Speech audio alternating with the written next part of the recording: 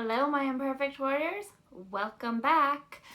So, today I want to talk about fitness and fat and self confidence around body size because, well, we're women and society tells us one thing mostly, and not a lot of us fit into that norm or expectation very easily, and it causes a lot of trouble for some of us. So I have always struggled with being called fat or big boned or plump. Some of you might look at me and say, what the fuck are you talking about? Some might look at me and go, if only I could be comfortable with my body the way you are. I've always struggled with my physical size, whether it be the number or how I fit in clothes or this spot or that spot. I've always struggled, and I think it stemmed from first my mom. She always talked about being fat, although she never did anything about it. In fact, she always ate shit. She taught me to eat shit. We never really had healthy food. And she never did anything to physically exercise. But she always told me I was big boned and I'd always be bigger. One of the things that really got me was bubble butt. I hated that. It made me really self-conscious about my butt. Yes, I have a butt, and men like it. I mean, my husband loves it, but for the longest time, I hated it. I could tell you all of the problem areas that I have that I struggle with, but I don't know that I want to go into that much detail. What I want to talk about today is my journey through it all, especially in the last few years. 2014, I started coaching with Beachbody and was like, yes, I'm going to get fit, and holy cow, I did. But before that, when I found out that I had celiac and I stopped eating anything with wheat or gluten or anything, took out so much in my diet when I lived in New Mexico. And at the same time, I was working in a position where I walked all day long. And I'm a fast walker. So I was walking a lot and I burned so many calories. I got down to 117 pounds. I mean, I was freaking skinny.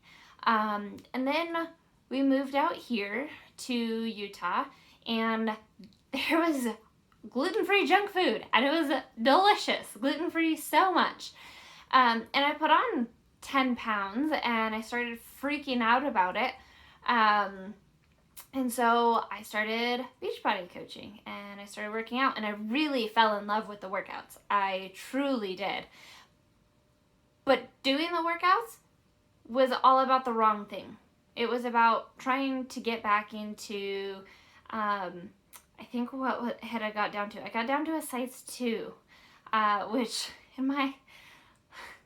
I had never imagined I could actually do that. But I was trying, and I was doing it for all the wrong reasons. I wanted to fit the societal norm. I wanted to look good for other people and have those smooth abs because that's what everyone loves. And I did good for a number of years. And in 2018, I hit a point where my back, I couldn't push it anymore. I couldn't push my physical abilities because the issues I have with my back just kind of said, all right, no more. I can't support you anymore. And my hips got to a point where it hurt to walk really at all each day. I tried not to walk much. It hurt to stand to cook dinner. I couldn't do much. And so I put on almost 30 pounds. So after putting that weight on, and after having surgery, I was like, I'm gonna get back to working out, and I'm gonna do my HIIT workouts, and I'm gonna get my ass back in shape. And my expectation was that I'd bounce back and be able to push myself and be right into it within 3 to 6 months after surgery. As of when you are seeing this video, it is my 1-year spine-anniversary from surgery. And I am barely getting to where I can comfortably lift 20 to 30 pounds to like carry a box in, and I have to get to the right spot. I have to be able to squat right, and honestly, doing all the squats and lunges I've been doing to weed my flower gardens, that hasn't done so well on my hips and my lower back, and I'm feeling more pain than I wanted to, and at this point it's a pain that my muscles are having to get back into movement and relearn how to do things, and my nerve endings are shot. They're after 20 years of pain and trying to ignore it, and then fucking with the muscles, things happen. So I can't work out, and I've struggled a lot lately. I've struggled with a lot of my trigger areas, and wanting to get back to having a flatter stomach, not having my gut stick out when I sit down, or my shorts right up between my thighs when I'm walking, or even my arms. Some of my shirts that could probably fit me midsection don't fit my arms anymore. So I've struggled a lot with it, especially because I was so wrapped up in the thought that so many people say is it's your mind that says you can't do it. And for me, it's not my mind. It is literally my body, and I've had to work to overcome that thought process and accept that my days of working out hard might never return, and that I'm at an age now I have to respect my body and respect what is the mess of the spine that I have. And if I want to make it a lot more years without continually damaging my discs and my vertebra and my hips and my knees, I have to take care of myself, and that might not include working out like I want to. It doesn't mean I'm not going to try and do a little bit of weights and, still build muscle, but it's going to take me a lot longer to get where I hope to be compared to what I thought. And I wanted to share this with you because our society and some of our friends and family just puts these pressures on us to be a certain body size, a certain body shape, and it's unrealistic, and we put all this pressure from that on ourselves, and it's depressing, and it makes life really difficult.